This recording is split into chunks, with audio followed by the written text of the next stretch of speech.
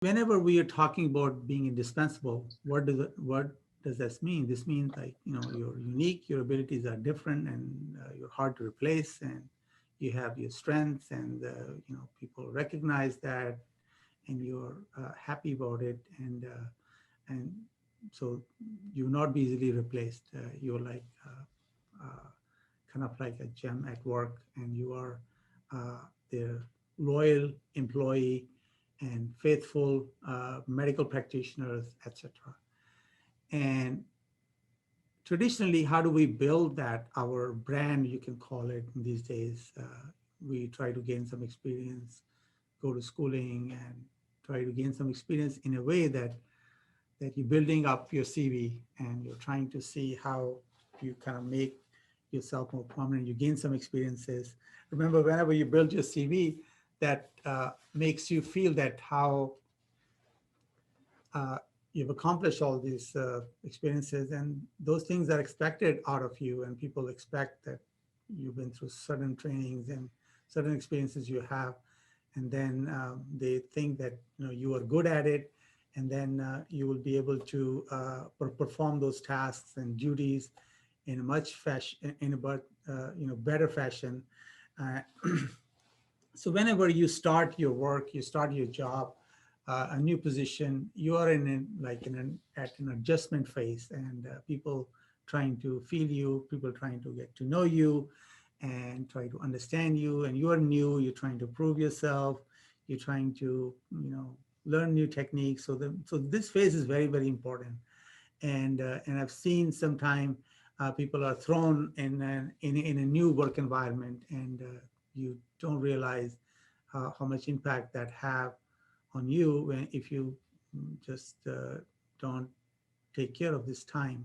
Because when you start your new work or new job, it's a phase of orientation. You're learning the system, you're learning the protocols, you're learning the environment, you're learning about people, their strengths and weaknesses, all these things happen. So during that time, basically, it's very important that you pay attention to all those important things, and don't try to uh, you know make friends at this time, because this is the time you want to learn your job description well, so you can work better in the future. And a lot of time I've seen that when you're being oriented, and a lot of people trying to prove or trying to show off themselves or their abilities at that time. And this is not the time to do that, because then you will not be able to learn, and you just need to stay quiet and gain and listen, and all this information from whoever's orienting you and trying to get you back in the system. So this is the time for you to just you know keep your mouth shut and pay attention and learn the system. And there'll be other times where your abilities you will come up. That's the time you're going to see soon, but this is not the time. And also sometime people just trying to do a lot of chit chat in the time of orientation. I've seen one nurse that I remember, and that nurse was very, very, very focused. And when she started her work, and she would not let anybody just distract her, or trying to have a small conversation with that person. She said, that's not the time. Time will come, but right now it's important for me to pay attention to my task, pay attention to what I have to do, what's expected out of me, etc. That's a great style, and I think I like that. And I think you should apply this when a new person comes. Just give them the 100% time, attention, so they can focus on what they are expected out of you. And then also there's like a bare minimum thing it's expected out of you, and you realize that how these things are important, that you you're doing your task, you're doing your work, and something's expected out of you, and you are good at it what you do. But at the same time, this is just a start. Like you're probably very good what you do, and so you basically that's your job description. So that's the starting point for you when you're starting your new position, your new job. And then slowly now this phase of getting to know people, getting along with people, all these things will start and get to know the system and about different personalities. And this is the time you're just basically trying to learn about other people. And now you're gonna just basically move forward from being just, you know, from the to do your from bare minimum work to do extra. So because if you just stay at bare minimum, whatever you're doing, that's not enough, and especially in the present world, because you have to develop different techniques, different skills, and just trying to uh, improve yourself. You become an indispensable person, because if you just do a minimum number of tasks, a minimum things you decide to do, and you stay in that zone, whenever there's a bad time of, they have to cut people, they have to let people go, and I think that time they may not consider keeping you, or they may let you go. So this is the time you're preparing yourself and you're making yourself indispensable in the system, and you're starting to trying to do extra roles. I work in the endoscopy center sometime. There are nurses who does work in the pre-op area, getting patients ready. Some nurses do work in the operating room, and the others work in the, uh, you know, sorry, uh, in the post-op care. And so, so you have to make sure that you are understanding and you are good with all these phases, and you learn all these techniques very well. And then basically, now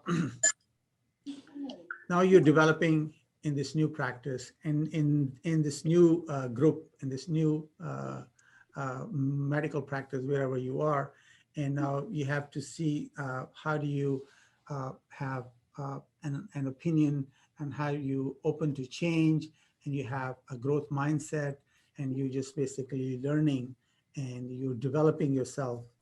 And as I said earlier in the other videos, that how most of us just think from the head, but this is also a time for you to develop a good mindset and have a positive mindset, because nobody likes negativity or pessimism, or you know you want to make sure that you're positive and you're contributing, and you stay away from that kind of environment which is toxic and negative environment, because that's going to affect you. And also now you're bringing out your qualities of the heart, which I mentioned, like how do you bring out, like your compassion, your kindness, your empathy in your practice. And then slowly you're improving and growing in your work, in your new environment. Now you're comfortable, you're you people know you, you know people, they know your strength, and it's a good harmony, and you're liking your new work and new place. And then the next phase of growth for you is going to be that you become like a role model for others, and you're trying to take other roles of maybe leadership or mentorship, and you mentor other people who come and who are in the similar situation when they start their work. And so now you basically you're showing them the ropes. And so also when you are mentoring, when you're starting, or when you're in that phase, uh, don't tell people about others in terms of their abilities and in terms of their lives, and let people make their own opinion and decisions about how they will approach them and how will they see them whenever the right time will come. Because what happens if you tell the new person, the trainees, oh, this person's like this person's like that, and you're already kind of like putting those ideas in their head, and this is how they develop those kind of concepts, and getting ideas about those people. So everybody is different. So let others make their own judgment and opinion about other people. Don't try to brainwash them before they start their work. And also, like other factors in your growth to become an indispensable practitioners, and this can be applied not in only in medical practice but any job where you want to be indispensable. I think these techniques will help. And now you're basically there are two kinds of people. The first kind is are takers, they just take. And there are other kinds, they are giver, they give. And what do I mean by giving? It means giving your time, and be generous with your time and advice, and just don't take. Sometime you have to give, and that's an indispensable quality when you're a person who's always there and come on time and has ethical behavior. You don't participate in all kind of gossips and nonsense at work. You do your job well, and that's what they said. An indispensable employee or worker is the first one to come and last one to leave. And this is how people will know your work ethics, and they'll be comfortable with you. And slowly, then you're developing, and then you'll have more roles of autonomy. And because in order for you to gain an autonomy about anything, people need to trust you and respect you. And you are at that phase that now they'll be able to, give you tasks so you can just be responsible on your own. You can develop your own team. You could be a project manager. You could be a practice manager, nurse manager. So now you are responsible for your team. And this is how you are building your legacy at your workplace. So imagine where we started, like many people just don't go beyond the bare minimum. They just do the least, and they think that's enough. And then bad things happen when they have to leave, and they start complaining because they've not developed themselves and they've not matured themselves in this new practice or a new office or a surgery center where you are at. And then you basically, these are the steps I think are important, and you have to take, and you're slowly growing and maturing in this healthcare environment. And wherever you are, this is how you'll become an indispensable medical practitioners.